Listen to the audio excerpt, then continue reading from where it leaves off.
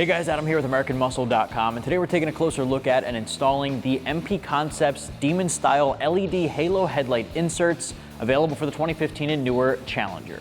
Now you should be checking this out if you're looking for a Demon Style LED halo at the front end of your Challenger, whether it's a V6, whether it's an RT with the Hemi, or a Hellcat like we have in the studio today. If your Challenger has the headlights with the open air inlet, you can now get this insert here to mock that of the Demon styling that gives you a really bright, pure white LED halo ring on the inside with that tunnel or vortex style that has the LED stripes going through it. This uses a black ABS plastic housing on the inside with a polycarbonate clear lens, and that lens is more like a tubing, and that tubing is going to insert into that open air dam or air inlet on those factory headlights or those aftermarket ones if you're using that style headlight. Now, as long as you have that open air inlet, this guy will slide right through and screw in using 3 screws to the back of the factory light. Now, those screws are going to hold it in place, and then you'll just splice some wiring into the factory parking light harness. And with that, you achieve this halo styling.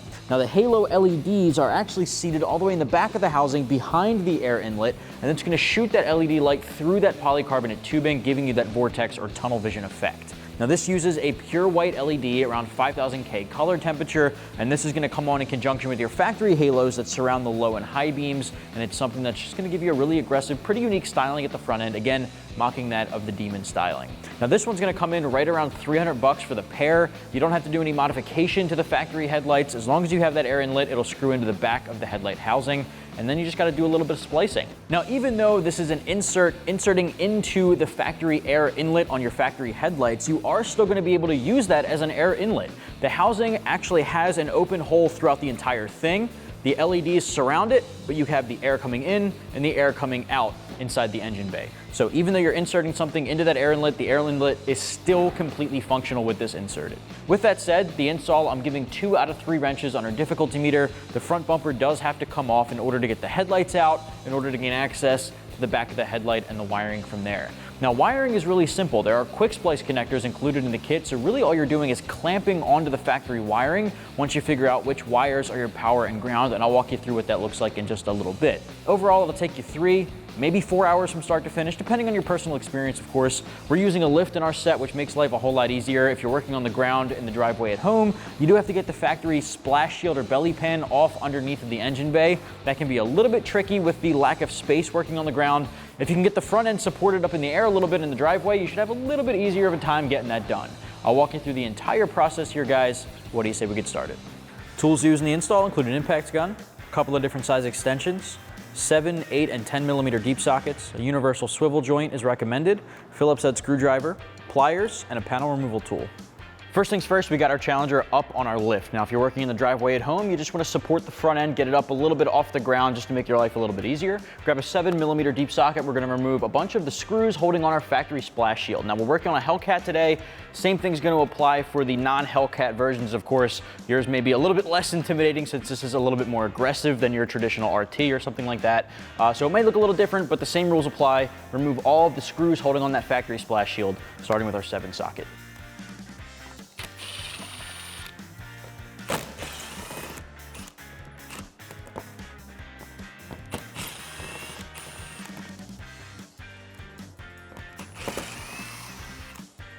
We have 2 10 millimeter bolts a little bit farther back. Grab your 10 socket and get them off.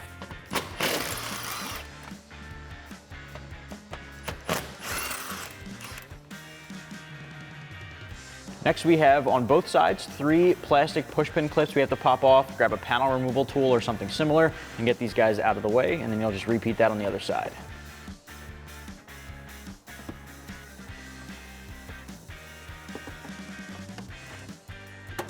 All right, repeat that on the other side and we can pop the splash shield off.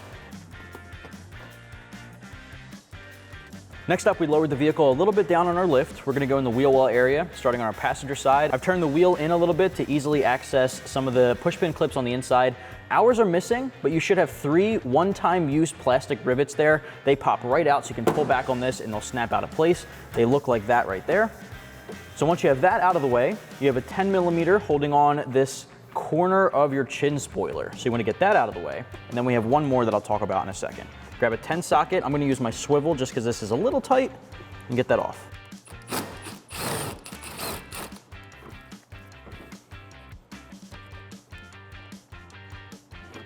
The next part's really difficult to see on camera, so try to bear with me here. I'm gonna show you guys what you need to do next. There's one more 10mm nut holding on the front bumper to the fender, and it falls right in this area. The stud's coming through the front toward the back with the nut facing you. Now, in order to get that out, you're gonna need a pretty long extension. I definitely recommend a swivel socket and a 10mm on the end of that. We're gonna peel back our wheel well liner just enough to get your hands through this little gap here. And you're gonna put your extension straight through, drop on your 10mm deep socket, get that nut off, and then you should be able to squeeze your hand through to get the nut off by hand at the end of that. So again, really difficult to show you guys on camera, but just know that the stud falls somewhere right in the middle here. So if you go at the top where the hood line is, and then this little marker light, halfway in between both of those should be just about there. All right, so I peeled back this liner. That's really all you need just to get enough through. I've got my long extension, my universal swivel socket, and my 10mm. You're gonna peek your head through there, drop on the 10mm onto the stud. All right, so I've got my 10 on there now. We're about right here. Let's loosen that guy up.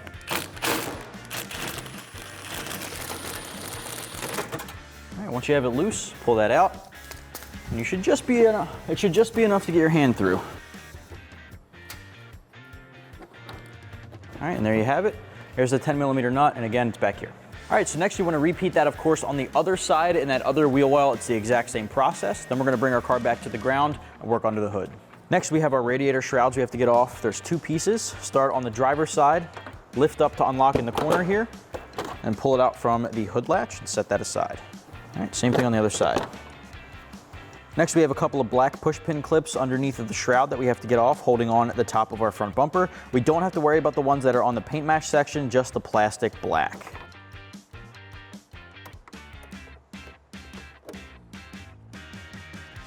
Make sure they're one piece, pull that off, repeat that for the rest of them.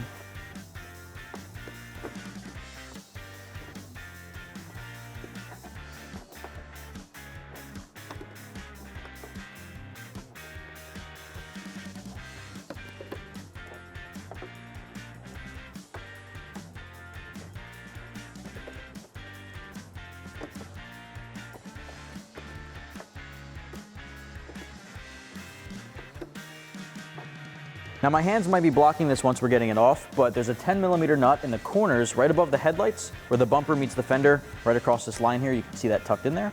Grab a swivel socket and your 10mm and get that off. All right, you just want to be careful not to drop it too far down. Next step, of course, you want to repeat that same thing on the other corner above the headlights to remove that. And then from there, we can pop our bumper out of place. Now, I've already disconnected the passenger side. On the driver's side, you want to come over to where the bumper meets the wheel well.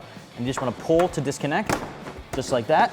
And it should kind of wiggle right out of place. Now we can lift and pull the entire front bumper off. When you pull that bumper off, you don't want to go too far with it. We still have to disconnect a master harness for our fog lights and our headlights to make sure that we're not pulling it too far off.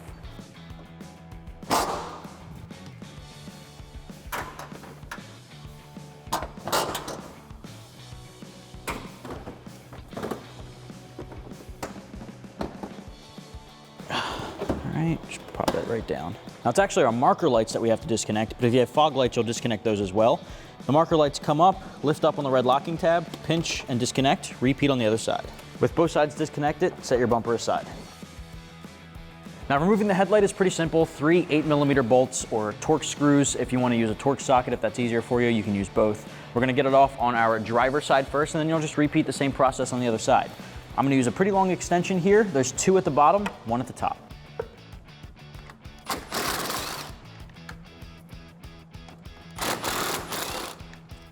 All right, 1 more at the top, and then we can pull it off. All right, so next we can pull the headlight straight back, set it on your knees, pinch and disconnect that 1 harness, and set the entire light aside. Now on the back of the factory headlight, you can see 3 little mounting holes. That's what we're gonna use to screw in our new LED insert. This tab here is gonna go toward the bottom, drop that guy in place, and you'll see 3 holes are gonna line up to the 3 holes on the back of the headlight. You have 3 little open holes for the retaining pins, and that's gonna lock it in place. So that's how you know it's secured. Grab 3 of the Phillips head screws and tighten them into place using a screwdriver.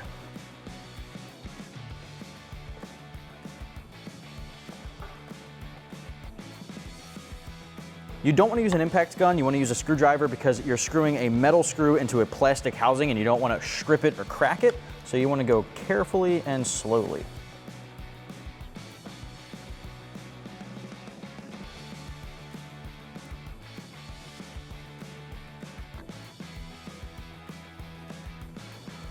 Perfect. Once that's tight and secure, it should have no wiggle room.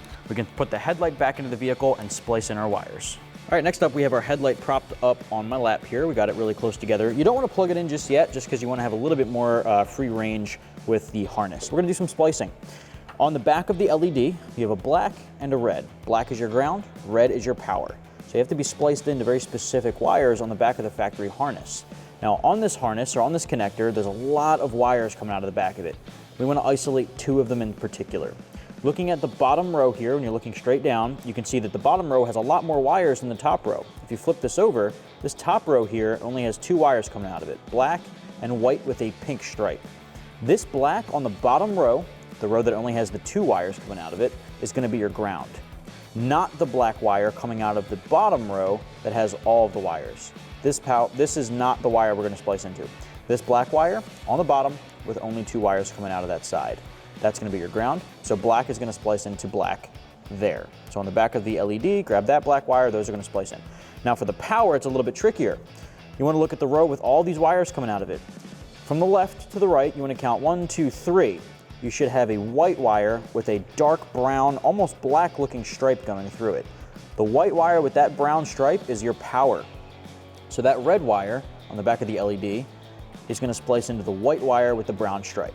Now if you want to, or if you need to, you can grab a light tester, throw on your parking lights, and put the light tester through here after you ground it, and you can test which light lights up with your parking light, and that's going to be your power. I've already done that, and I've determined that it's the white with the brown stripe. I'm going to start with our black one, start with our ground.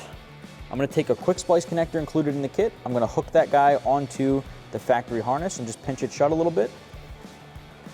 Again, it's the black wire on the back row, or the light row with the 2 wires coming out of it. Grab the black wire from the LED and insert it into the open hole there until it's all the way through. I'm going to pinch this shut a little bit. Grab your pliers and crimp down that metal connector at the top. All right, that's going to splice them together and make that good connection. Take the black wire on the back of the LED, give it a little tug, make sure it's secure. Close that guy up, just like that. We're going to repeat the same thing for the red wire going to the white wire with the brown stripe. Now if you need to, I didn't say this before, but if you need to, you can cut back this wire loom. If this loom comes all the way down close to the connector, cut some of that back like you see here so you can expose more of the wires. You don't want to splice in too close to the connector here in case anything were to happen and you have to cut the wire and start over. You want to have a lot of wire left, so you want to come up a little bit higher. All right, going to the white with brown, pinch that shut a little bit.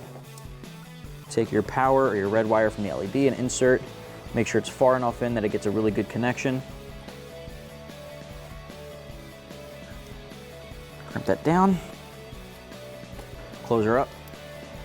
Now you want to test your lights, make sure they work, and we can repeat this exact same process for the other side, mounting our headlights and reconnecting the harness. Now we can remount the headlight. Just put it back in the way it was from the factory. Make sure you're getting those pins seated correctly. Push that in so it snaps in place. It should hold itself in place when seated correctly. Grab the factory 8mm bolts and you're going to put them back through.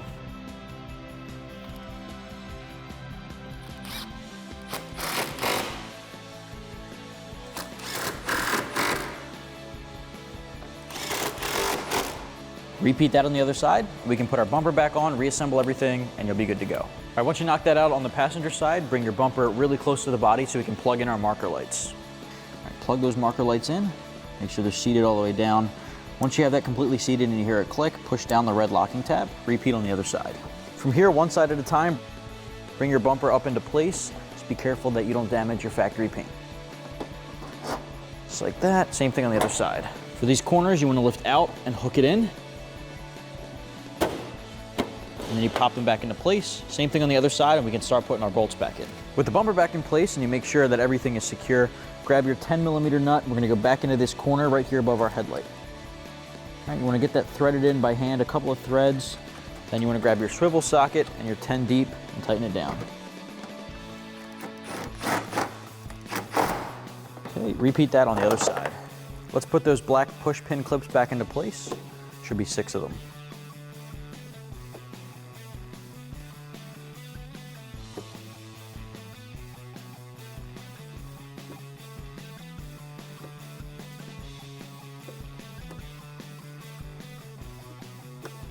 Black radiator shrouds go back on next.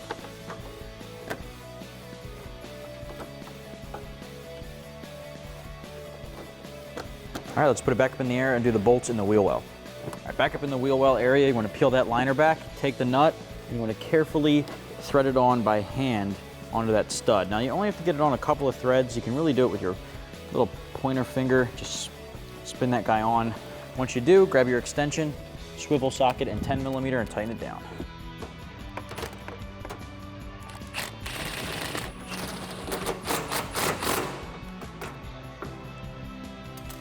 From there, seat the wheel well liner back into the fender. Just like that. Put your 10mm back on the chin spoiler section. Put your 10mm back in there, tighten that down.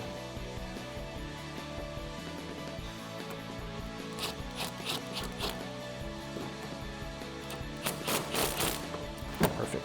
You want to make sure the new splash shield that we're putting back on here is going underneath of, on the outside of, the splash shield that's still on the vehicle, while you're tucking in the front underneath of the factory bumper. Once you have that guy in place, bring it around so we can put those factory 10mm bolts back in the center. That's going to help hold this guy in place.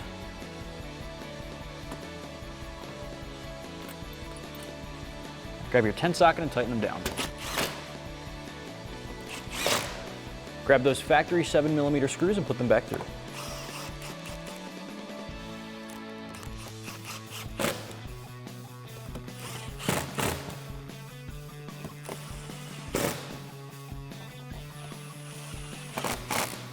Okay, we just have a couple more of these plastic clips to put back in place. Just want to find those holes, make sure they line up.